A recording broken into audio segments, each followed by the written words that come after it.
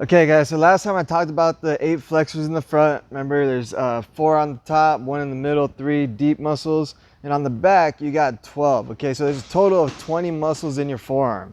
The area I want to point out is right here between like the pronators, your aconius, and then supinator. When all this gets stuck here, it could cause a lot of elbow pain. Okay, you got aconius, which is meant for elbow extension. You got a muscle meant for supinating. You got a muscle meant for pronating. And so when, really a lot of times is when the bicep gets too tight, there's not proper elbow extension, so this elbow is not locking out. Okay, so the area you want to work on is right at the bend here where the pronator starts.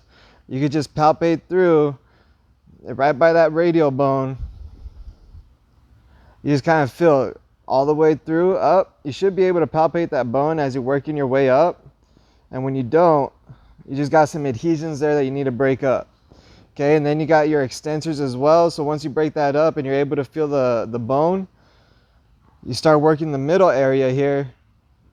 And sometimes, as you can see here, if it's tight enough and you're getting the right area, it might look like they're trying to flip you off.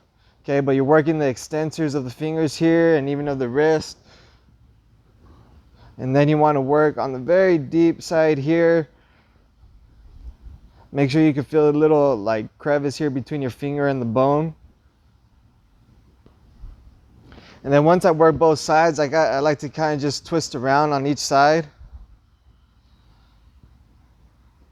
And this area right here is very important to make sure, I just kind of say, I use the word fluff out, that you fluff out this spot here, because sometimes you'll feel the dead spot and it just clumps off together as you break it up and get all that muscle tissue separated.